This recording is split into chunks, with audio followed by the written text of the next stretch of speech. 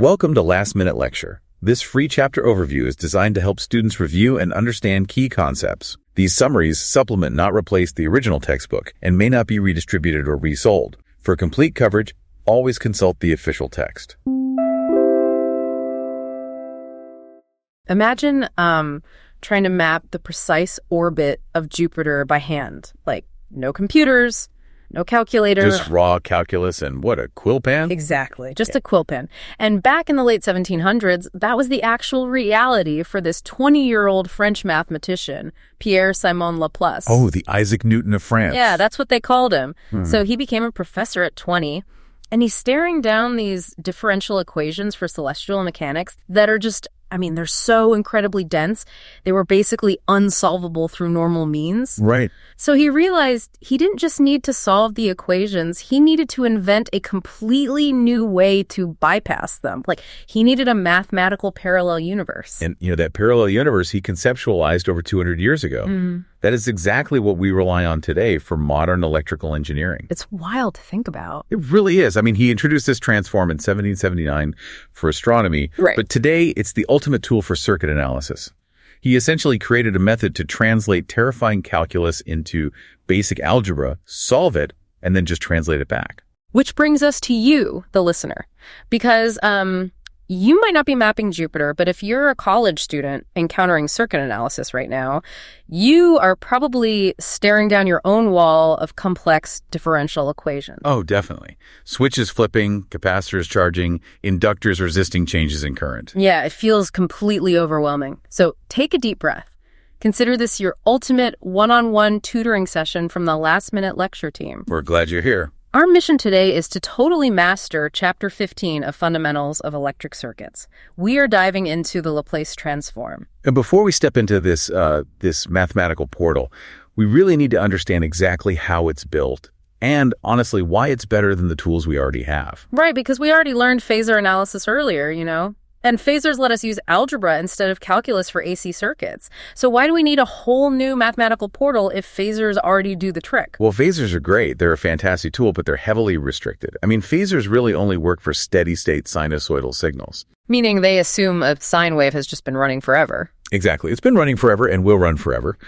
But what happens at the exact millisecond you flip a switch? Or say when a lightning strike hits a transmission line. That sudden surge. Right. The transient response. Phasors just cannot handle transients. Yeah. The Laplace transform, on the other hand, is an upgrade because it captures everything. So it handles a wider variety of inputs. It does. It calculates both the transient response, so how the circuit reacts initially, and the forced response, which is how it settles down. Yeah. And it gives you that total response in one single operation. Plus, in the real world, circuits aren't always just, empty when you turn them on. Like a capacitor might already have some charge sitting in it. Or an inductor might already have a current flowing. We call those initial conditions. And the beauty of the Laplace transform is that it just effortlessly solves problems with those initial conditions. It bakes them right into the algebra from step one. Okay, so let's get into the actual mechanics of this portal. The text defines this transformation in equation 15.1. Right, the core definition. We take a function in the time domain, f of t, and we push it through an integral. It's an integral from 0 minus up to infinity of our function f of t multiplied by e to the negative st with respect to time dt. And out pops a new function, capital F of s. Yeah. So I want to break down two specific pieces of this equation for the listener. First, this new variable, s, what is it, like physically? So the variable s is really the defining parameter of this new dimension. It's a complex variable. Mathematically, it's defined as s equals sigma plus j omega. Okay, let's unpack that. It's a complex number, so it has a real part, sigma, right, and an imaginary part, j omega. Exactly. And because that s sits in the exponent of e to the negative st, it has to be dimensionless overall. So s has the units of inverse seconds. Which is frequency. Yes. So we are transforming from the time domain t to the complex frequency domain s. Got it. Now, the second piece of that integral that stands out to me is the lower limit. It doesn't start at 0. It starts at 0 minus. Yeah. That tiny shift is mathematically critical because we start just a tiny fraction before 0 to capture any sudden discontinuities. Like what? Like singularity functions. Imagine a unit impulse function, a massive spike of energy that fires exactly at time t equals 0. Oh, I see. If we start our integral exactly at 0, the math might miss half of that spike. Exactly. Starting at a microscopic fraction of a second before 0 guarantees that sudden, violent discontinuity is safely caught inside the integral. That makes total sense. We capture the inciting incident. So if we run standard signals through this integral, the text gives us a few foundational transform pairs. Right, derivations you'll use constantly. For example, the unit step function of t, which is like just flipping a switch on, transforms into simply 1 over s. Yep. And an exponential function, e to the negative 8, transforms into 1 over s plus a. And that violent unit impulse we just talked about, the delta function, that transforms simply into the number 1. It's so clean. It really is. But pushing back on the math jargon for a second, the text spent a lot of time talking about the region of convergence. Oh, right. It says the integral has to converge to a finite value for the transform to even exist. If I'm doing circuit analysis, do I need to constantly halt my work to prove my math is converging? That's a super common worry for students. But honestly, no. I mean, the integral must converge, yes, but physical circuits dissipate energy, right? Wires have resistance, things naturally decay. Exactly. Because we are dealing with physical realities, all the functions of interest in standard circuit analysis will naturally satisfy this convergence requirement. You don't really have to sweat it during your exams. Oh, that is a relief. Okay, so we are successfully inside the S-domain workspace, but doing complex integration every time we want to transform a signal kind of defeats the purpose of a shortcut. It definitely would, but there are physical rules to this universe. We have essential properties that serve as shortcuts to build your S-domain toolbox. What's the first one? Linearity. It's the most foundational. You can scale and add transforms easily. If you multiply a time signal by 5, you just multiply its Laplace transform by 5. Okay, easy enough. What about a time shift? Like if I delay a signal by, say, a few seconds. Delaying a signal in the time domain simply means multiplying its Laplace transform by e to the negative as, where a is your delay. Okay, but the real reason we're here is to kill the differential equations. How does this S-domain handle calculus? Through the time differentiation property. This is the magic rule. The derivative of a function in the time domain simply becomes s times f of s minus the initial condition f of 0 minus. Wait, really? So a rate of change, a derivative, just becomes multiplication by s? Yes, just simple multiplication. So wait, if taking a derivative in time means multiplying by s in the frequency domain, does taking an integral in time mean dividing by s? That is exactly right. Time integration simply yields f of s divided by s. Wow. You just turned the hardest parts of calculus into middle school math. It's basically a superpower. And the text also talks about the initial and final value theorems. Yes. Those let you peek at the beginning and the end of a signal's life directly from the S-domain without having to transform back to time. So for the initial value theorem, you take the limit as s approaches infinity of s times f of s. Correct. And for the final value theorem, you take the limit as s approaches 0 of s times f of s. Seems simple enough. It is, but I have to warn you about a crucial trap here. It's a huge misconception. The final value theorem only works if all the poles of f of s are in the left half of this S-plane. Okay, meaning the roots of the denominator have negative real parts. Right. With the exception of a simple pole at s equals 0. If you have poles on the right half, the system is unstable. It's blowing up to infinity. Exactly. And what if you try to apply the final value theorem to a sine wave? A sine wave has poles right on the imaginary axis. Oh, well, a sine wave oscillates forever. It never actually settles on a final value. Exactly. It fails because the physical reality doesn't have a final value. Yeah. So always check your poles before using that theorem. Good tip. All right, so solving the algebra in the Hess domain is great, but getting an answer in terms of S doesn't really help us build a physical circuit, you know? No, it doesn't. We need to translate our solution back to the time domain, too. We need to return to reality. How do we do the inverse transform? Well, the good news is we don't use complex contour integration to go back. Thank goodness. Yeah.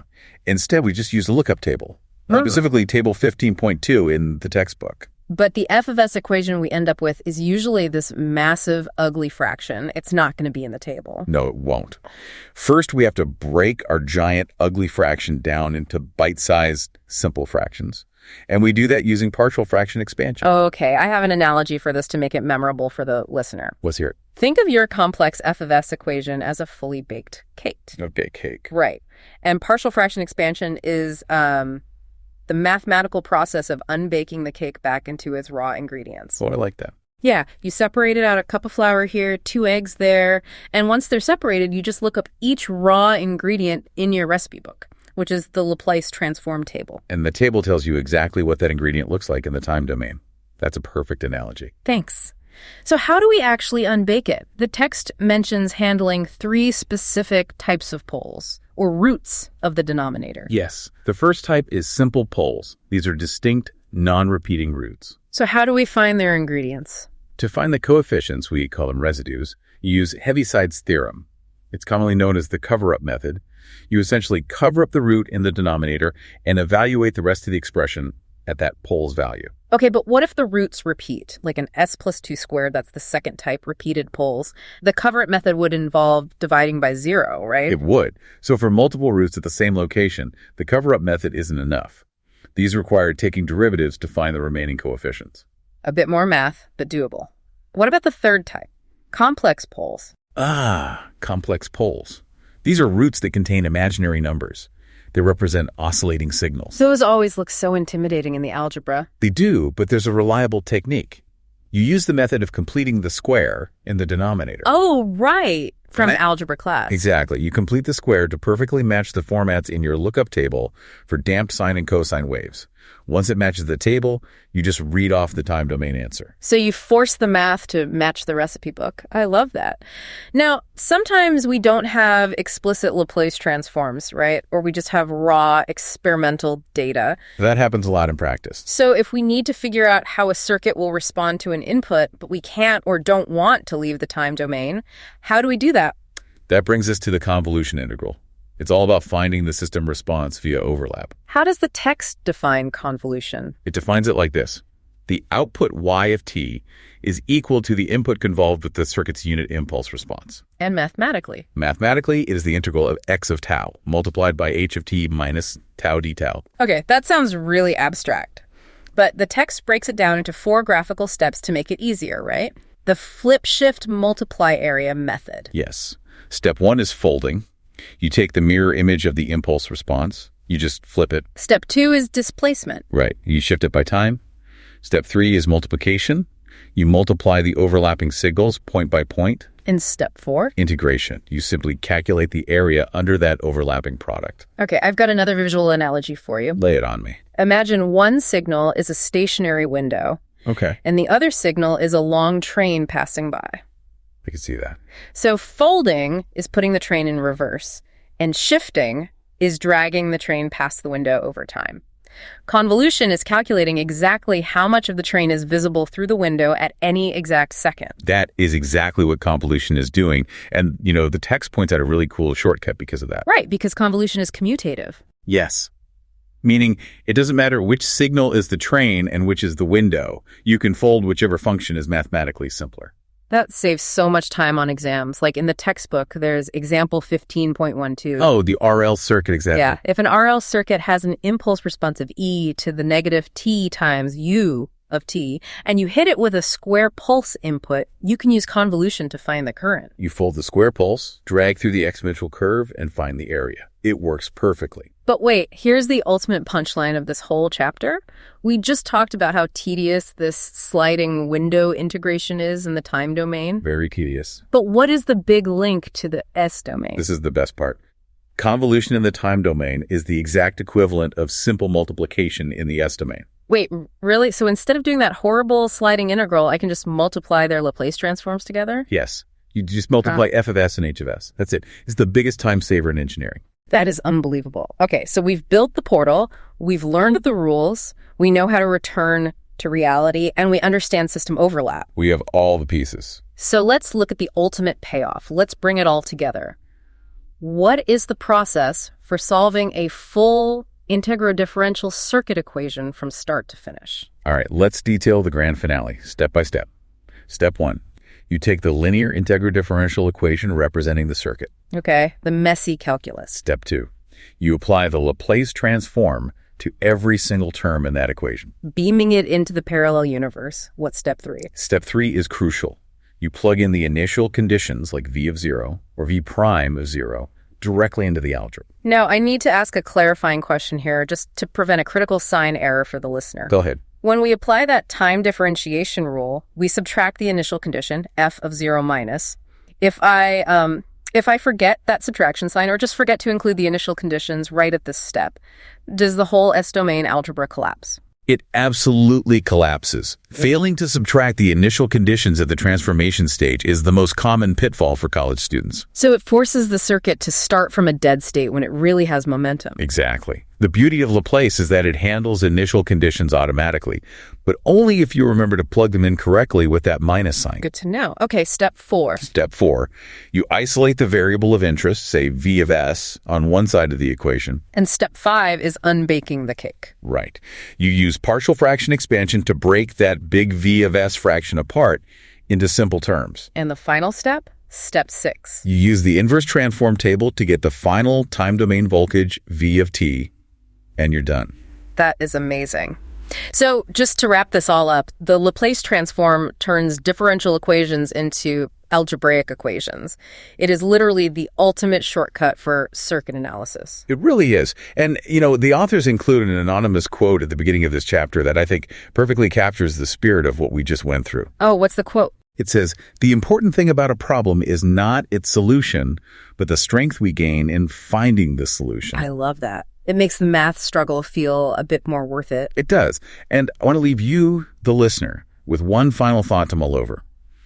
By transforming a problem into an entirely different dimension to solve it, we aren't just finding a voltage or a current, right? Right. We are fundamentally changing how we perceive cause and effect in engineering. So think about this. How might this idea of transforming the domain apply to other complex problems in your life or your career? Like stepping outside of a problem to find a completely new angle. Exactly. Sometimes you just need a new dimension to see the simple algebra hidden inside the chaos. That is a great place to leave it. Thank you for joining us for this session. From all of us at the Last Minute Lecture team, good luck with your studies and keep learning.